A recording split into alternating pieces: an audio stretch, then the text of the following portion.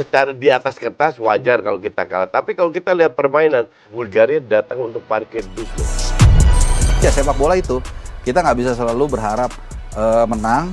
Jangan seperti di liga tertentu gitu. Semuanya pengen menang.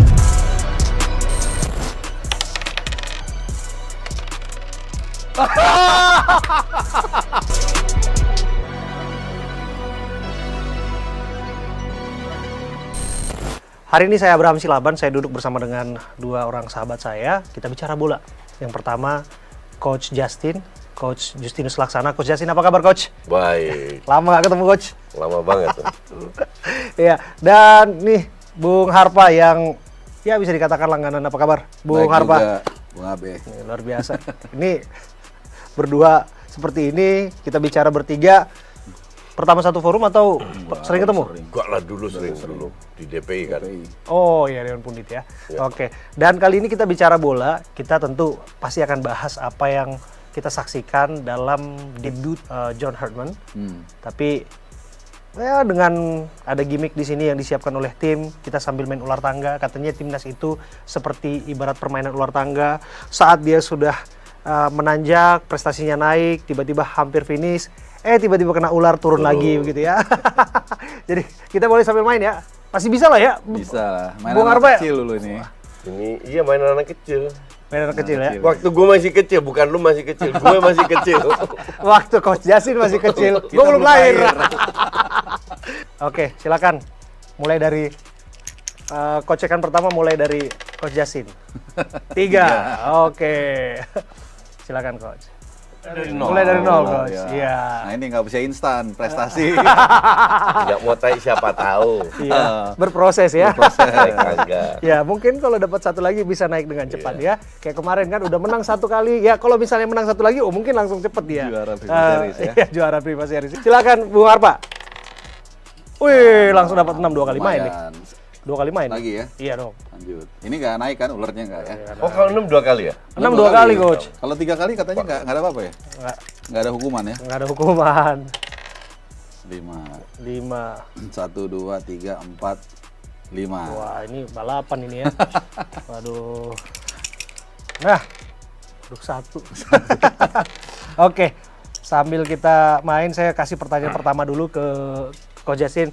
Coach, kita punya harapan dan ekspektasi apakah kemudian setinggi itu terhadap Herdman, karena ada hype yang kita bisa baca, tapi jangan-jangan hype ini sesungguhnya juga ya harapan yang mungkin kita perlu manage sampai pada akhirnya supaya kita siap-siap dengan agenda-agenda timnas ke depan. Ya kalau harapan pasti ada ya. Dulu kan kita hanya bisa mimpi juara AFF. Itu pun nggak juara-juara. Nah sekarang di bawah banyak pemain diaspora kan kita bisa bermimpi untuk juara dunia, masih dalam level mimpi. Oke. Jadi sangat wajar kalau kita punya ekspektasi cukup tinggi dengan pelatih yang baru. Apalagi kedepannya pasti ada bertambah pemain diaspora dan juga pemain lokal yang pemain muda kayak kemarin Donitri sama Beckham yang menunjukkan bahwa mereka bisa bersaing sebelumnya Kambuaya gitu. Nah pemain-pemain gini kan pasti diberi kesempatan juga. Jadi wajar kalau fans punya ekspektasi. Tapi gue setuju apa yang tadi bilang, ekspektasinya harus di-manage. Karena lawan kita pun nggak berhenti di situ juga. Negara-negara lain juga berkembang juga lebih bagus. Ibarat kita mengejar, sekarang mengejar bisa lebih dekat atau tidak. Tapi so far, kalau kita mau lolos atau mau berada di mendekati topnya Asia lah, kan itu ada dasarnya, harus ada pondasinya. Nah ini yang kita lihat sekarang, karena kan semua proses. Nah dalam 2 match pertama, gue pribadi, gue cukup puas. Walaupun ada catatan pastinya. Sekalipun kalah lawan Bulgaria. It's okay. Bulgaria itu rank 40 rank di atas. Ya beda 30-an. Di atas kita kan. 30-an. Ya. Kita 38 kalau salah. Iya. Nah, I mean secara di atas kertas wajar kalau kita kalah. Tapi kalau kita lihat permainan, golnya itu kan penalti tipis banget itu. Yang harusnya mungkin di Liga Inggris nggak akan dikasih. Terus kita juga kena 2 mistar. Bola itu kalau kita lihat dari sisi gol, tapi dari sisi permainan gue rasa Bulgaria datang untuk parkir bis loh. Itu kan luar biasa, lawan tim Eropa kita kuasai ball possession. dari situ aja udah unggul. Cuman sekali lagi dalam sepak bola itu kan kalau lu nggak cetak gol lu nggak kemana-mana. Iya, Nah ini yang harus dibenahi lah. Dan satu, kita kan butuh tadi praktis, instan, cepet biasanya begitu. Yang cepet di kita itu sepertinya jatuh cinta, Bung Harpa. Iya kan, fans kita ini ketika oke, kita diberikan kemenangan, kemudian ada hype, dan apa betul ini membangun masa depan, ujung-ujungnya ya jatuh bangun lagi. Ya semua butuh proses, kayak tadi kita mau ke atas ini kan, ada yang pelan, ada yang cepat, segala macam. Setiap kepelatihan itu punya perjalanannya masing-masing. Ada yang cepat, ada yang lama, ada yang akhirnya berhasil juga. Di Jerman Joachim Löw berapa? Mungkin 8 tahun, 10 tahun dia akhirnya baru bisa juara kan. Iya. Nah kalau bicara ekspektasi lagi tadi, Iya. sekarang itu memang beda karena standar kita ini udah tinggi. Kita sudah Asia. Enggak, kita kan sudah sampai di ujung pintu Piala Dunia kan. Betul. Ya. Nah, jadi Di putaran keempat ya. itu pasti menjadi patokan dari Benchmarking. fans. Benchmarknya. Iya. Pemain kita juga bagus-bagus. Memang tidak otomatis pemain bagus itu berujung pada prestasi. Tapi faktanya tidak bisa bohong, makin bagus pemain kalau dikelola dengan benar, maka ada prestasi. Nah, itulah makanya didatangkan John Hartman. Didatangkan John Hartman ini menurut saya caranya cukup bagus. Ini antitesis dari bagaimana mendatangkan Kluivert dulu. Pertama dilakukan dengan hearing kepada direktur tekniknya Alexander Zwiers, ya kan. Kemudian speknya dikasih tahu seperti apa dan lain-lain. Termasuk juga dia stay di sini segala macam. Ada sisi positif yang bisa dibangun. Kemudian dia lebih melihat grassroots, walaupun ini baru awal-awal. Jangan juga langsung disimpulkan, oh ini langsung bagus. Saya masih ingat apa yang disampaikan Bung Harpa. Kosongkan segala ekspektasi atas nama ini. Maksudnya? Iya, maksudnya jangan terlalu berharap tinggi juga, karena pada akhirnya ketika jatuh tapi ya nggak sakit mungkin bangetan. itu. Tapi nggak mungkin. Nggak mungkin. Iya, nggak mungkin. Nah ini terhadap fans Enggak, ya, karena kan berkaca dari apa sebenarnya yang bukan terjadi kosongkan pada fans yang saya maksud, tapi harus ada ruang untuk ikhlas juga. Karena sepak bola itu nggak Itu bisa yang susah, Nah ruang itu, ikhlas. tapi kan memang harus kan. Karena sepak bola kayak sekarang Itali nggak lolos lagi kan. 3 kali beruntun. 3 kali beruntun. kalau Fiori nggak main Piala Dunia barang itu. Tapi memang seperti main ular tangga. Iya. Kadang-kadang kena bisa cepat, ya kadang-kadang juga kena ular turun lagi kayak Irak. Ya setelah dia menunggu lama 40 tahun 86 di kota yang sama, di negara yang sama, Mexico City, Meksiko dia bisa lolos lagi. Jadi ya sepak bola itu kita nggak bisa selalu berharap menang. Jangan seperti di liga tertentu gitu. Semuanya pengen menang. Ini dari 2 match ini aja dulu. Barang ini real impact nggak? Ya sebenarnya terlalu cepat kalau kita menilai. Tapi it's a good start. It's a good start, not meaning it's a good juga result gitu. Semuanya kan berakhirnya nanti bagaimana ada serangkaian checkpoint. Nanti masih ada lagi Juni FIFA Match Day, ya kan. Piala Nanti FF. kita lihat lagi perkembangannya. Dia kan bukan tukang sulap, baru 2 pertandingan langsung bagus. Tapi it's a good start, oke. Tadi yang Coach Yasin bilang lawan Bulgaria kita bisa menguasai permainan, bagus juga. Catatannya banyak, finishing di depan, itu bisa kita bahas sendiri itu. Apakah gara-gara materi atau gara-gara instruksi permainan atau apapun itu. Karena kita menguasainya itu kalau kita lihat heat map-nya juga nggak di daerah sendiri, di daerah tengah. Jadi Kemarin formasi 3-4-3 ya? Iya, 3-4-3. Walaupun lawan San Kitts 3-4-3 atau 4-4-2? Sebenarnya it doesn't matter mau formasi apa. Kan yang penting kan adalah pada saat kita menyerang itu berapa pemain di depan bola, pada saat kita bertahan berapa pemain dipegang bola. Ini soal taktikal, tapi satu hal yang yang bisa kita diskusikan adalah pemain kita bagus-bagus. Kalau gue bilang pemain kita itu tier 3-4 Eropa. Pemain terbaik kita siapa? Iya. Jaitses. Oleh Romney lihat aja kan, udah sepenting itu aja, dia main di kasta kedua sepak bola Dan Inggris. cadangan. Timnya papan bawah, nggak pernah main, jarang main, nggak pernah golin. Iya. Segitu jauhnya. It says itu Sassuolo papan tengah. Itulah yang terbaiknya kita. Iya, Audero papan tengah. Kelvin Verdong cadangan di Lille. Kevin Dix main papan tengah ke bawah di Bundesliga. Jadi jangan sampai orang bilang Eropa, pemain Eropa kita iya terbaik, iya yang sekarang kita miliki, tapi bukan level Eropa tier 1-2. Nggak ada yang main di Inggris, di Premier League, nggak ada di klub besar. Jadi kita harus analisis sekali lagi, pemain kita tier 3-4, tapi tier 3-4 juga bisa menunjukkan 2016 Leicester jadi juara. Nah, pelatih ini kan cocok-cocokan juga.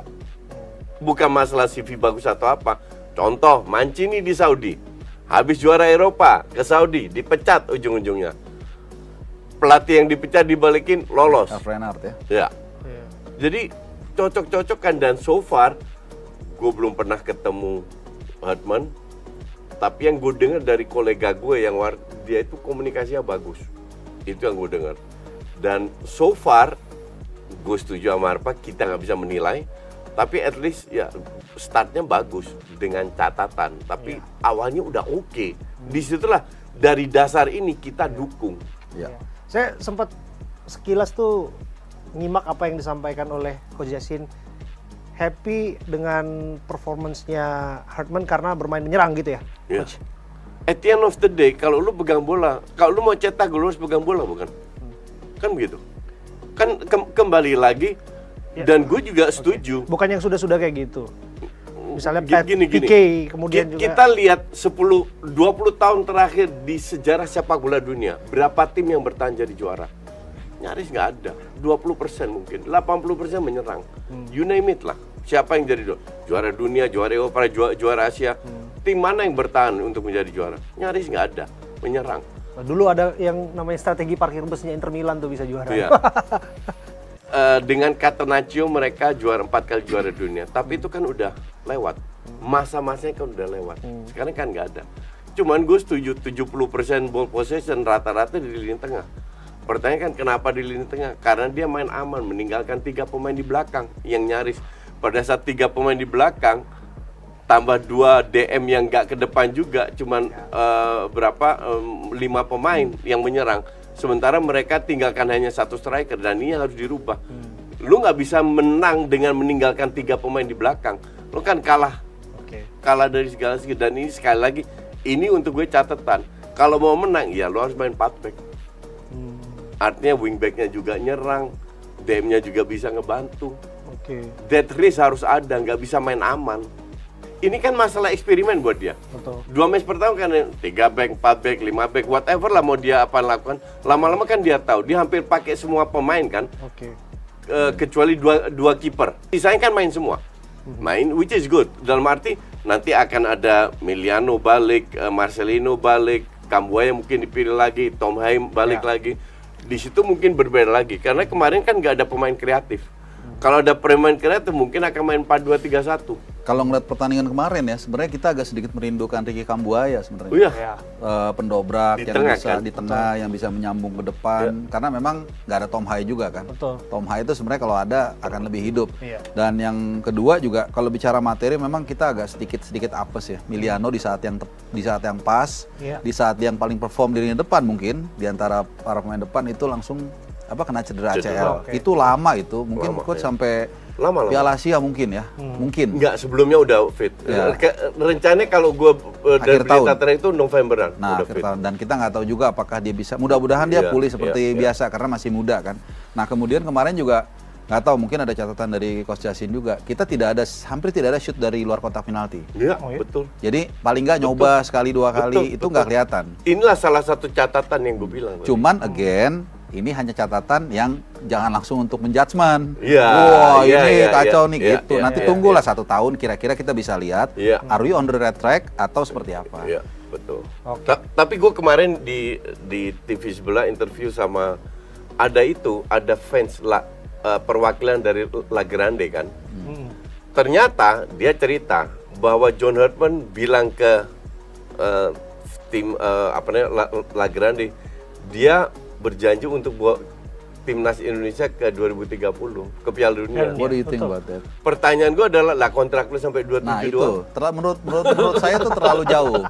Menurut saya Iya kan? terlalu jauh dia ngobrolin itu. Kalau itu nggak Iya. perpanjang, dia nggak mau lagi. Mungkin dia Mungkin dia Iya. bisa diganti. mungkin beliau sedang mengejawantahkan apa yang disampaikan Bung Karno. Kan itu cita-citamu setinggi At langit. least kita Kalau dia lihat jatuh di bintang-bintang positifnya gitu aja, ya.